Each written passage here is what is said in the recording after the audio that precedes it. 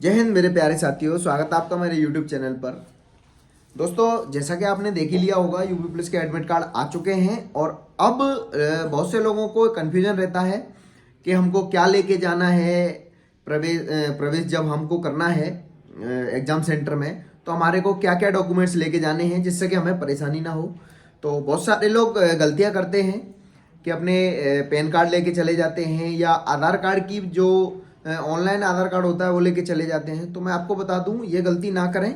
आपको ना pan card लेके जाना है और ना अपना ड्राइविंग लाइसेंस लेके जाना है। वैसे ड्राइविंग लाइसेंस बहुत सारे एग्जाम्स में लीगल है, वैलिड है, लेकिन यूपी पुलिस में आपको ड्राइविंग लाइसेंस नहीं लेके जाना है। आपको एकमात्र डॉक्यूमेंट है जो कि आधार कार्ड है।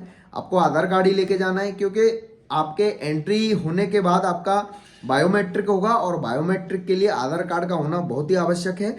इसलिए उन्होंने मूल आईडी जो आपकी बताई है वो आधार कार्ड ही बताई है और आपको आधार कार्ड ही लेके जाना है, कोई दूसरी आईडी नहीं चलेगी। बहुत से लोग अपने स्कूल का आइडेंटिटी कार्ड लेके चले जाते हैं, पैन कार्ड लेके चले जाते हैं, या फिर ऑनलाइन जो आधार कार्ड निकलवाते हैं वो लेके चले जाते हैं। आपकी ऑनलाइन रिसिप्ट भी नहीं चलेगी कि आपने आधार कार्ड की ऑनलाइन रिसिप्ट निकाल के उनको दे दी कि हम हमारा ये आधार कार्ड है, वो भी नहीं चलेगा। और ई आधार कार्ड भी नहीं चलेगा कि आप बोलो कि फ़ोन में दिखा दें, यहाँ दिखा दें कि वहाँ दिखा दें। ये सब आप नहीं करना, आप इस सब से बचना। इसीलिए मैं ये वीडियो बना रहा हूँ कि अगर आपको कुछ भी कन्फ्यूजन है तो वो दूर हो जाए और आप अपना एडमिट कार्ड लेके जाओगे। और एडमिट कार्ड के साथ आप अपनी जो आईडी लगा रहे हो, जो कि आधार कार्ड है, आधार कार्ड की आपको एक फ़ोटो स्टेट लगानी है, फ़ोटो कॉपी। और फोटो का ऐसा कुछ दिया नहीं है कि फ़ोटो आपको लेके जाने हैं या नहीं जाने हैं, लेकिन फिर भी मेरी एक सलाह है, आप 2 फोटो अपने साथ लेके जाना। और पेन की बात कर लूँ तो ब्लू या ब्लैक पेन लेके जाना। पेंसिल स्केच वगैरह कुछ भी यूज नहीं होगा वहाँ पर। आपका ब्लू या ब्लैक पेन आपको यूज करना है, और वो भी अगर ट्रांसपेरेंट हो तो बहुत अच्छी बात है, कोई दिक्कत नहीं आएगी फिर उसके बाद। बाकी अगर आपके पास ट्रांसपेरेंट नहीं है तब भी चल जाएगा, कोई टेंशन वाली बात नहीं है।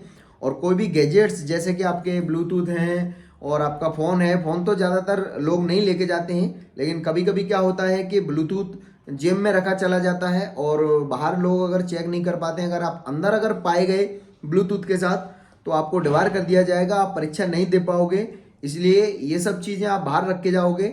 सारी चीज़ें अपनी पूरी पॉकेट चेक करोगे। आप जैकेट पहन के जा रहे हो, जैकेट की पॉकेट चेक करोगे, उसके बाद ही आप एंट्री करना, ठीक है ना। और ओएमआर सीट भरते समय एक बात का ध्यान रखना कि गोले जो हैं पूरे ब्लैक या ब्लू, जो भी आप पेन यूज करो, तो पूरे गोले को करना। और एक सेक्शन होने के बाद पहले उस सेक्शन के गोले काले कर लेना, उसके बाद आगे का एग्जाम आप सॉल्व करना। नहीं, कई लोग ऐसा भी करते हैं कि पहले हमने सारा एग्जाम कर लिया, पहले सॉल्यूशन सबके कर लिए, टिक लगा लिए अपने एग्जाम पेपर पे, और उसके बाद हम अपने गोले काले कर रहे हैं। एग्जाम पेपर पर टिक लगाना भी वैलिड नहीं है। वो भी अगर एग्जामिनर ने आपको देख लिया आपने टिक लगाए हैं, तो वो भी आपको ज़्यादा अगर बोलेगा भी नहीं तो आपको थोड़ी 4 बातें तो सुना ही देगा, आपको इधर उधर बिठा देगा, अलग बिठा देगा सबसे। तो ये सब गलतियां ना करें। बाकी एग्जाम में टिक लगाने वाली बात है तो 90% लोग टिक लगाते हैं।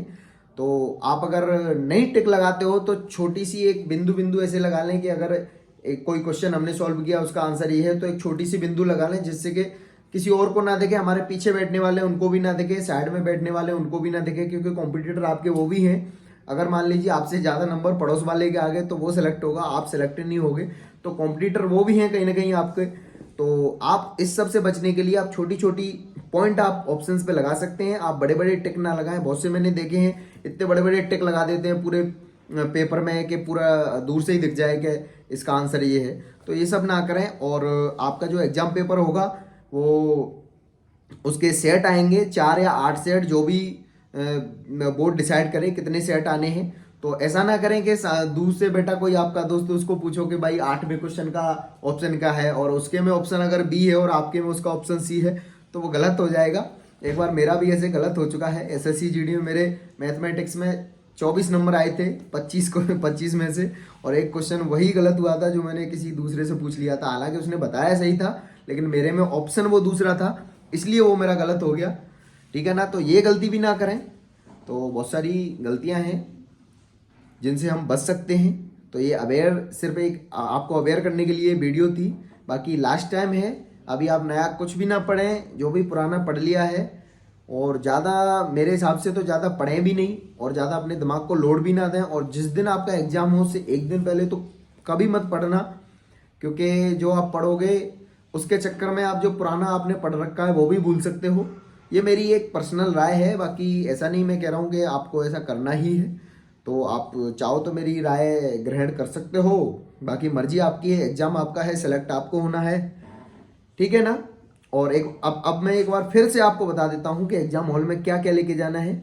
सबसे पहले आपने जो एडमिट कार्ड अपना डाउनलोड किया हुआ है उसका प्रिंट निकलवा के लेके जाना है, या फिर किसी भी साइबर कैफे वाले के पास जाके उसको बोल दो कि भाई हमको ये प्रिंट निकाल के दे दे। और चाहो तो आप 2 प्रतियों में निकलवा सकते हो, एक को आप सुरक्षित रख सकते हो कि एक अगर खो जाता है तो दूसरा हमारे पास सुरक्षित रहेगा। और जो आपका आधार कार्ड है उसकी एक फोटोकॉपी निकलवा लेना, और आधार कार्ड की फोटोकॉपी उसके पीछे लगा के और आधार कार्ड अपने साथ लेके और प्रवेश कर लेना। और पेन आपको ब्लू या ब्लैक ही लेके जाना है, इसके अलावा कुछ भी मत लेके जाना, ठीक है ना। बस यही कुछ पॉइंट्स हैं जिनको आप अगर याद रखोगे तो आपको कोई परेशानी नहीं आएगी। वरना बहुत सारे लोग मैंने देखे हैं सब कुछ जानते हुए भी गलतियां करते हैं और फिर वहां जाके उनको परेशानियां होती हैं। तो इन परेशानियों से आप बचना। और एक और बात बता दूं मैं टाइमिंग की, आपको 1.5 घंटे पहले बुलाया है। रिपोर्टिंग टाइम आपका जो भी आपका एग्जाम टाइम है, आपको मान लीजिए आपका 10 बजे से एग्जाम है तो आपको 8:30 बजे रिपोर्टिंग टाइम है। सॉरी 8:30 बजे नहीं, 8 बजे का रिपोर्टिंग टाइम है और 9:30 बजे तक आपको एंट्री मिलेगी। 9:30 बजे के बाद आपको अंदर नहीं लिया जाएगा, क्योंकि आधा घंटा उनको बायोमेट्रिक के लिए चाहिए। अगर मैंने अभी मान लीजिए 9:30 पे अगर मैंने एंट्री करी तो मेरे को 10 बज जाएंगे बायोमेट्रिक करते करते। इसलिए अगर आप 9:30 बजे के बाद, मतलब अगर क्लोजिंग टाइम के बाद अगर आप जाओगे, आप रिक्वेस्ट करते रहना, आपको एंट्री नहीं मिलेगी। इसलिए अगर आपका सेंटर दूर है तो आप एक दिन पहले जाओ, अपनी वहाँ व्यवस्था कर लो रहने की, खाने की, पीने की। अपने पिताजी के साथ जाओ, अपने भाई के साथ जाओ, जिसके भी साथ आप जा रहे हो आप अपनी व्यवस्था स्वयं करें। सेंटर वालों की कोई व्यवस्था नहीं रहेगी आप लोगों के लिए। तो समय से पहले पहुंचे। मेरा मानना तो ये है कि अगर 8 बजे का रिपोर्टिंग टाइम है तो 8:30 तक आप चले जाओ।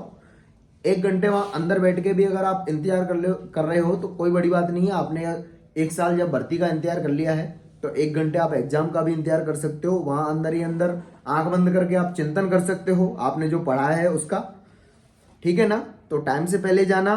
टाइम के बाद में एंट्री नहीं मिलेगी। बहुत सारे वीडियोज आपने देखे होंगे कि अगर 5 मिनट भी लेट हो गए तो आप रोते रहो, गिड़गिड़ाते रहो, आपको एंट्री नहीं दी जाएगी। फिर बाद में आप कुछ भी बोलते रहना, कोर्ट में लगाते रहना, आपकी कोई सुनवाई नहीं होगी। इसलिए टाइम से पहले जाना। और एक बात का हमेशा ख्याल रखना कि जब तक एग्जामिनर आपको बोलता नहीं है कुछ लिखने के लिए, एग्जामिनर आपको हर चीज के निर्देश देगा कि आपको ये लिखना है, ये लिखना है। क्योंकि OMR शीट है, OMR शीट पे व्हाइटनर का प्रयोग बिल्कुल प्रतिबंधित है। आप व्हाइटनर का प्रयोग करोगे, आपकी जो चेकिंग है वो रुक जाएगी, उसका बाद में निकाल होता है। तो ये इस सब से बचने के लिए आपको क्या करना है, जैसे ही आपको एग्जामिनर आपको OMR शीट देता है उसके बाद आपको 15 मिनट पहले आपको पेपर देगा। तो जब OMR शीट वो आपको दे दे तो उसको चेक करने देना। जो एग्जामिनर होते हैं वो चेक करते हैं कि सीरियल वाइज मैंने बांटी है या नहीं बांटी है, क्योंकि एक अटेंडेंस फॉर्म आता है। अटेंडेंस फॉर्म पे पहले ही आपका सीरियल लिखा हुआ होता है। अगर आपको किसी दूसरे की OMR मिल गई तो वहां फिर आपको दिक्कत हो जाएगी। तो ये दिक्कत आपको ना हो इसलिए आप पहले इंतजार करो 5 मिनट और एग्जामिनर से पूछो कि सर हम फिल कर सकते हैं क्या। तो एग्जामिनर जैसा जैसा आपको निर्देश दे कि आपको ये करना है, वो करना है। और हमेशा रोल नंबर भरते समय याद रखना कि रोल नंबर भरते समय आपको कंफ्यूजन होगा, क्योंकि हर एक लाइन में सेम नंबर होते हैं। तो आप अगर 6 नंबर का रोल नंबर है या 7 नंबर का, 8 नंबर का आपका रोल नंबर है, तो आप कई लोग ऐसा करते हैं कि जैसे आपके रोल नंबर में दो अंक 3 बार आ रहा है तो पहले 2 ऐसे आपने भर लिया। तो ये कभी ना करें, आप पहले अंक से उठाएं। पहला अगर आपका 2 है तो 2 पहले भर लें, दूसरे में अगर 5 है तो पहले 5 भर लें। ऐसा ना करें कि इसमें 2-3 बार है तो पहले 2 हम भर लेते हैं तीनों लाइन में, फिर उसके बाद हम भरेंगे। तो ये गलतियां हो जाती हैं, छोटी छोटी गलतियां हैं जो आपको बहुत बड़ी परेशानियों में डाल देती हैं। इसलिए ये गलतियां ना करें। और अगर आपको कोई भी कंफ्यूजन है वहाँ एग्जामिनर से पूछें। अगर एग्जामिनर को समझ में नहीं आ रहा है तो वो आपको किसी न किसी से पूछ के बड़े अधिकारी से पूछ के आपकी समस्या का समाधान कर देगा।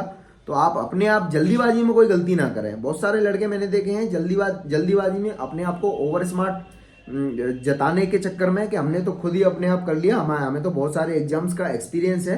तो ये गलतियां आप ना करें, ओवर स्मार्ट अपने आप को ना समझें। जैसा एग्जामिनर आपको बोल रहा है वो आप करते रहें, ठीक है ना। और OMR शीट को आप सीरियल देख लेना कि आगे वाले के पास किस सीरियल का है और मेरे पास किस सीरियल का, पीछे वाले का भी आप देख लेना। उसके बाद ही आप अपना OMR शीट फिल करना, ठीक है ना।